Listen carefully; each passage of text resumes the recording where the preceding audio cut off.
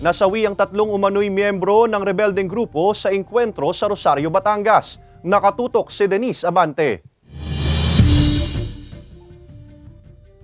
Nasawi ang 2 lalaki at 1 babae na umano'y miyembro ng rebeldeng grupo sa nangyaring engkwentro sa pagitan ng mga militar at umano'y CPP-NPA mag-aalas 7 ng umaga kanina sa bundok na bahagi ng Barangay Leviste, Rosario, Batangas. Kabilang sa mga nasawi sa bakbakan ang itinuturong leader ng Sub-Regional Military Area ng CPP-NPA sa Southern Luzon na si Ka Arya. Kapanay na ang panawagan namin na magbaliklob na itong si Ka Arya kasi namatay na nga yung kanyang asawa last year. Naririnig naman ang gusto magbalik loob pero panay ang panawagan namin hindi naman nagbalik loob. Tapos kanina umaga nga nagkabanggaan sila doon sa Batangas.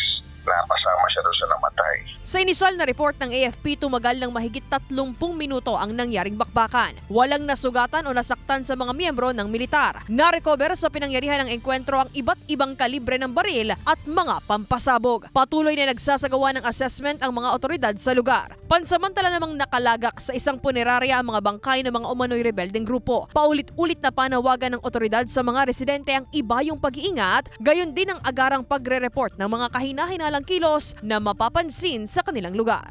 Kasama ng loob po na kung mapapansin ninyo yung noong December, mga 23, 24 years old na itong mga namamatay. Ibig sabihin po niyan, patuloy ang kanilang pagre-recruit at may mga konsyaba pa sila dyan sa area kung saan sila nakaka-recruit. Meron pa po dyan, kaya ang palawagan namin sa kanila magbalik loob na atigate sa lahat doon sa mga konsyaba nila na nagre-recruit. Pigilan nyo na po. Denise Abante, Balitang Southern, Tagalog.